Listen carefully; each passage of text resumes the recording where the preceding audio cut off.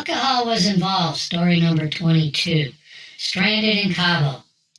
Back when Cabo San Lucas was just a sleepy fishing village with dirt streets and more chickens than vehicles using them, I took a break from brokering real estate. My now ex-wife and I joined a number of colleagues and their wives for a week of sun and fun. We flew Mexicana Airlines into San Jose del Cabo International Airport, where shuttles were waiting for us to make the 23-mile drive to Cabo. The shuttles were older vans like a Toyota or VW style with questionable tires, bad shocks, hard bench seats, and no seatbelts. There were 3 vans full of people we knew well and worked with in a highly competitive and successful real estate firm. The vans took off at high rates of speed and appeared to be racing to the resort.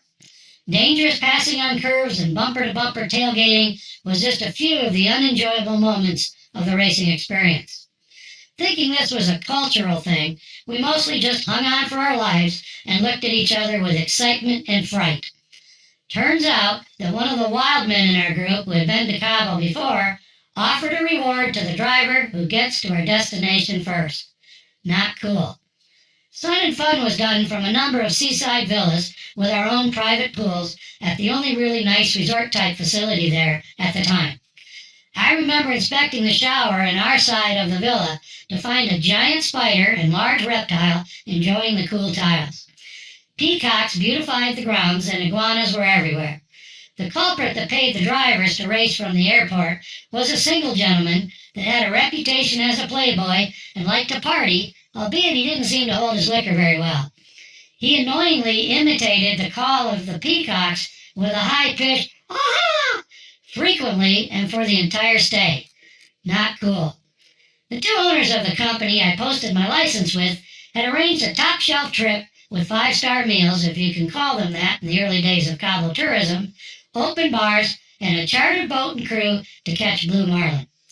Blue marlin is interestingly an Atlantic Ocean fish, but during warm months, Cabo was considered the marlin capital of the world, albeit nowhere near the Atlantic Ocean. Cabo San Lucas, Mexico, is located in the southernmost point of the Baja California Peninsula, where the Pacific Ocean and the Sea of Cortez meet. Go figure. It also was swimming in its waters the larger black marlin, which is a monster of a fish to get in the boat if you're lucky enough to hook one. We're talking lengths up to 15 feet and weights in the 1,000 to 1,500 pound range. We were after blue marlin on a nice cruiser with a Mexican captain and crew. Those were the days before Americans took over the sport fishing business in Baja California.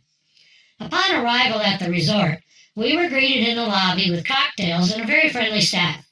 One of the couples on the trip were good friends of ours outside of the real estate business.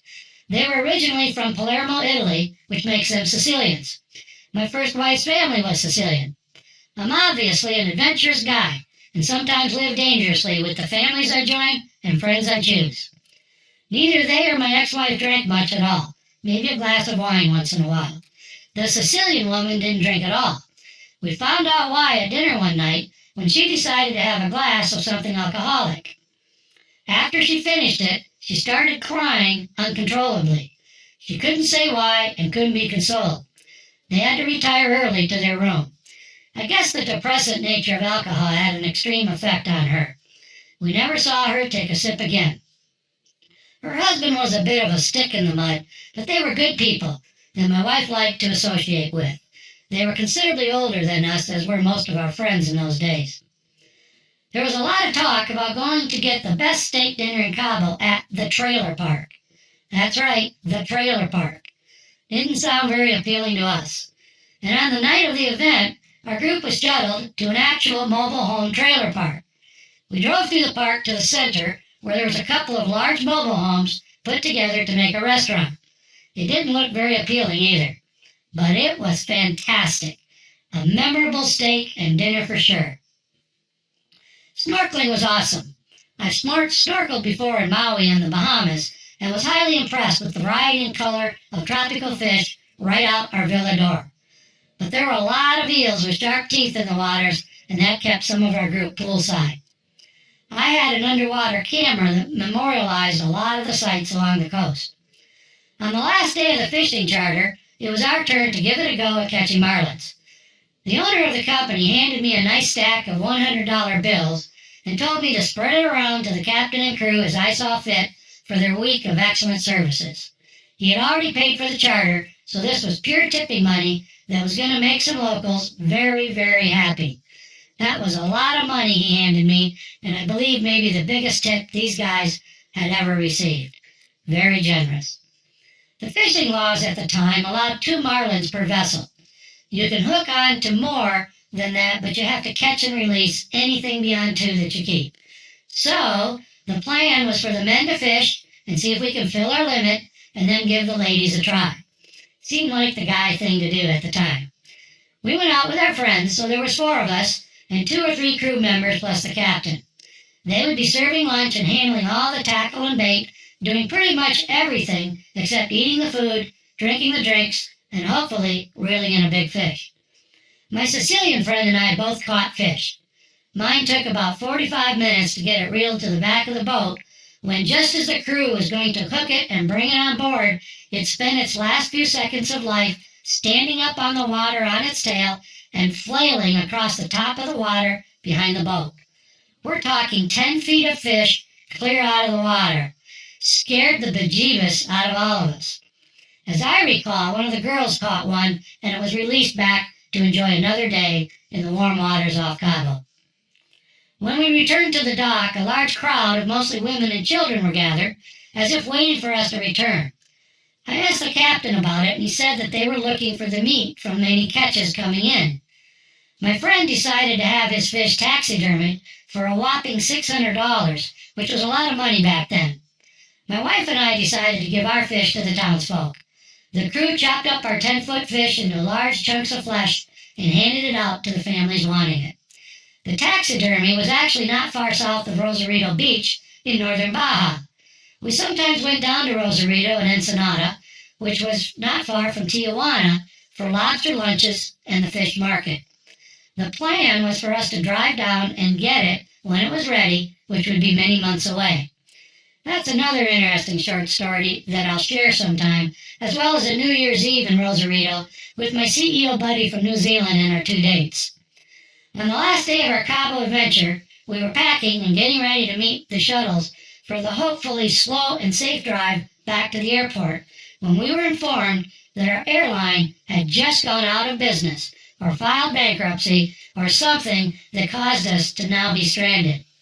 Apparently, the Mexican government owned Mexicana at the time, and the airline simply ran out of money. All flights were canceled, and we had no idea if and when they might resume operations. While some in our group received this as bad news, many of us high-fived for what appeared to be an extension of our trip that was not being paid for with our nickels. The co-owner of the company that accompanied us was not happy, as his top producers were not on their way back to the States to making more money. His wife and he were off to the airport to see what they could do.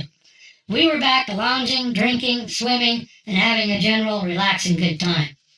When they returned, he had a large stack of paper tickets and informed us that Aeromexico had agreed to reroute a plane from Mexico City if he bought all the empty seats on the plane, which he obviously had agreed to do. There were substantially more tickets in that stack than we had people in our group. These were the days when all you needed was the paper ticket, and it didn't matter who bought it. He took out what we needed to get everyone back on a flight that was scheduled to come and get us 3 days later. He then handed the rest of the stack to me and said, "Get whatever you can for these." After dinner that evening, a group of us decided to go into the village to Sammy Hagar's new Cabo Wabo Cantina, which had just opened before our arrival. We had been there a couple times already, and it was a popular bar scene. The plan was to go and see if there were other Americans stranded and see if they wanted to buy some tickets. When we arrived, I went to one of the bartenders and told him I had all these tickets back to the U.S. if there was anyone else stranded due to the Mexicana cancellations. There were few U.S. airlines flying into the tip of Baja California at the time, and that became very evident when the bartender loudly shouted at the bar while pointing at me, "Anyone here need tickets to get back to the States? See this guy standing right here. He's got a bunch of them." I was mobbed with people asking a million questions about what was going on. When was the flight for the tickets? How much were they? Blah, blah, blah. I answered their questions and asked what they wanted to offer for a ticket. Someone yelled out, "I'll give you $50 right now." I said, "Sold," and the ticket selling mission was on. It seemed like I sold a couple dozen tickets for $50 each in a matter of minutes, but I still had a stack in my hand. To this day, I don't know or remember how many seats the real estate company owner had to buy to get that plane rerouted from Mexico City, but it was a lot. My colleagues and friends took a table and started ordering drinks. I don't remember what we were drinking, but I remember it was a lot. It was early evening and people were coming into the bar. The bartender occasionally pointed me out at our table to people ordering drinks and they'd come over and ask about the tickets.